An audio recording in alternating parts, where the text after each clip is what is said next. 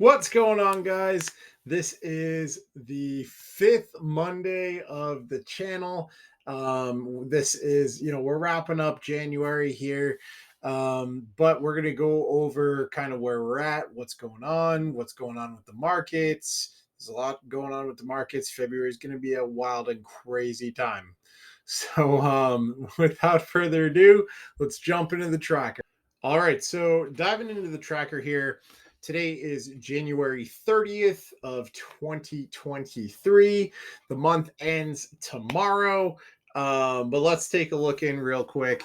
So for my weight, I actually gained quite a bit. I'm at 289.4 for a total weight loss of 9.3 pounds. Guys, I fell off the bandwagon.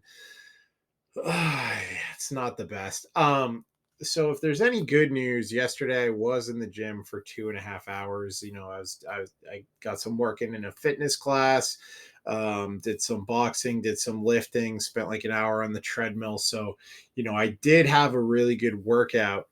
But the problem was I got home, I was a little stressed. I went with my son to go to the pub. I had a shepherd's pie. We split some nachos. I had a Guinness. It was just totally off the rails, like kind of disappointed in myself. The shepherd's pie was absolutely bananas. It was so good.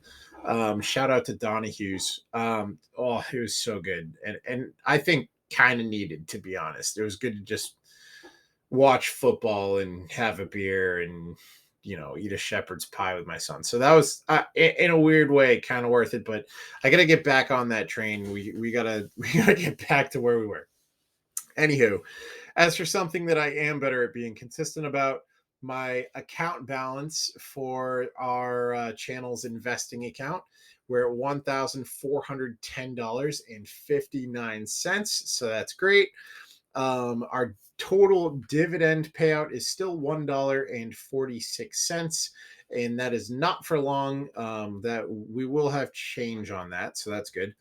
But our total growth, we're down $3.08. Keep in mind, this started with an account that was down $30.38 at the beginning, so we're still actually up like $27 or something, which is great. YouTube income, that is at zero. That will stay at zero for quite a while. This is kind of a little disheartening, this next couple things. So for subscribers, we picked up 5. We're at 1,225 subscribers. I don't know if maybe the algorithm kind of like stopped feeding us to people or whatever. Maybe you guys could like and subscribe or throw a comment in. That might help me out. But yeah, we picked up 5 subscribers. So to those 5 people, thank you. I really appreciate it. To everyone else who is subscribed already, again, thank you as well.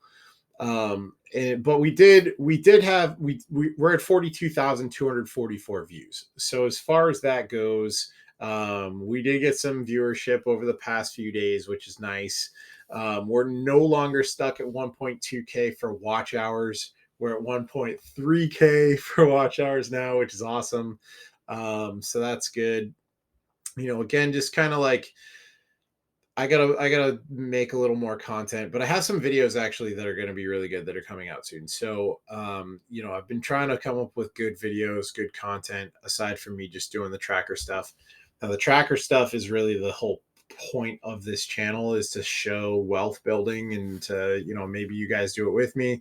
I'm not a financial advisor, wealth manager, credit counselor. But I think it's motivating to watch somebody struggle through this whole thing. So, I would find it motivating.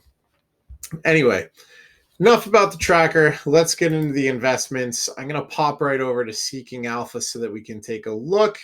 And boop. All right, here's where we're at, guys. So just to kind of rip through this really quick, what we have in what.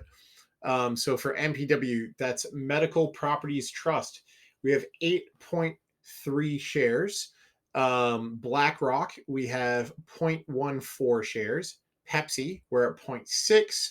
Procter & Gamble, 0.71. JEPI, this is the JP Morgan Equity Premium ETF. It's a mouthful.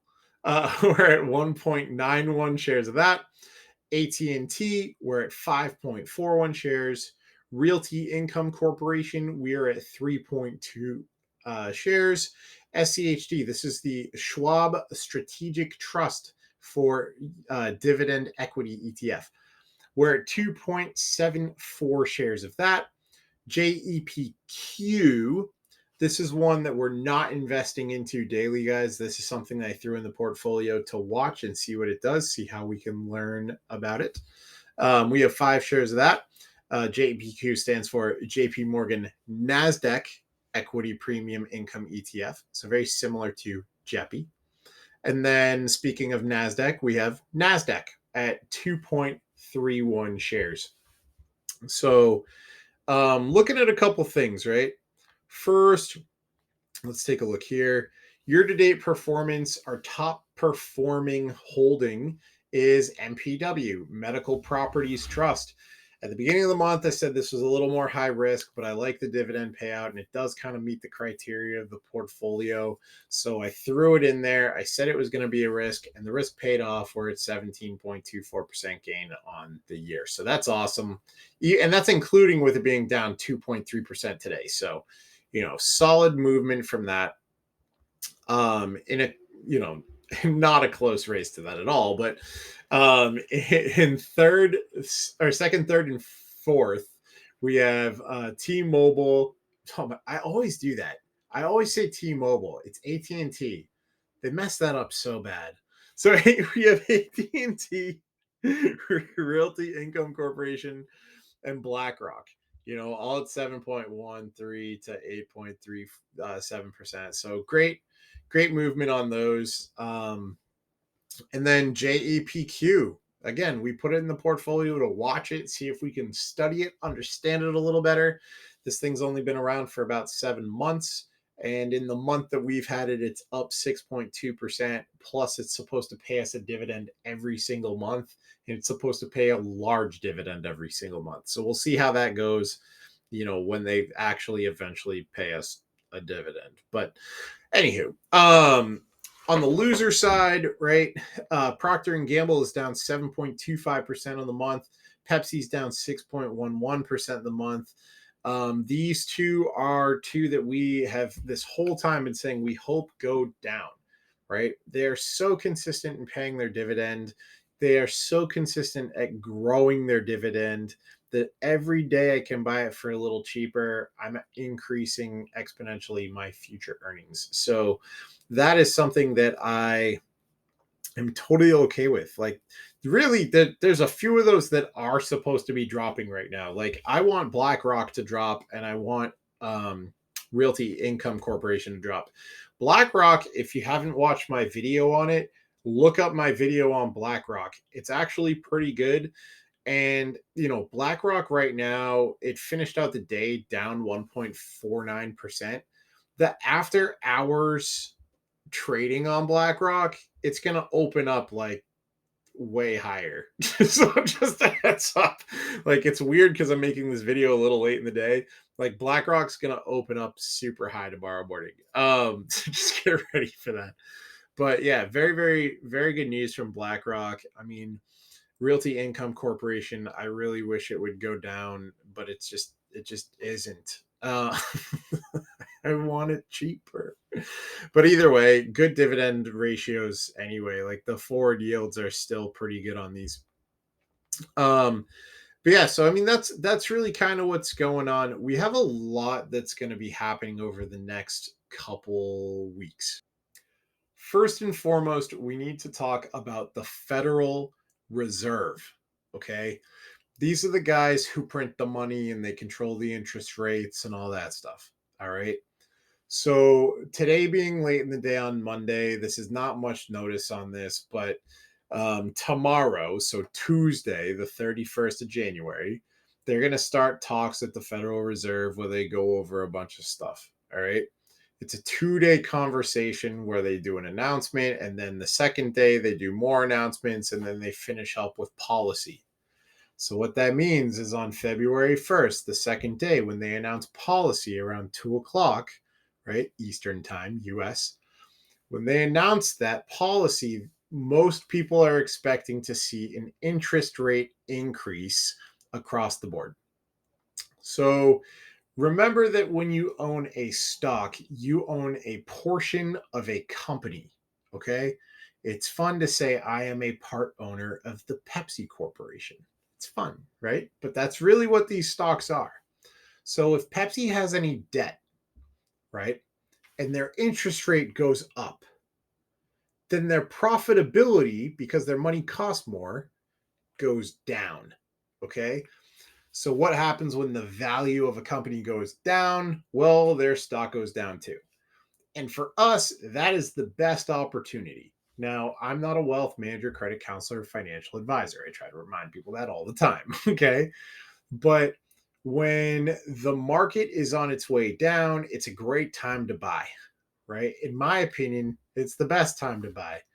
They say be greedy when other people are fearful, and be fearful when other people are greedy, right? So if everyone's selling off because they're terrified, at the end of the day, I'm still going to be sitting there sipping a diet Mountain Dew, right?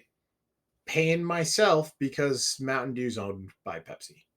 All right. So don't be afraid to keep that dollar cost averaging going. For me, it's a lot of noise that should generate some coupons for the stocks.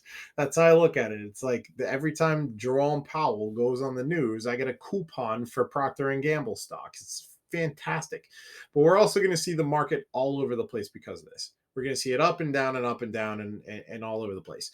A lot of the major companies in the S&P 500, so like the bigger companies, right, a lot of tech companies, stuff like Apple, for instance, are announcing their earning reports, or they're reporting their earnings for last quarter also.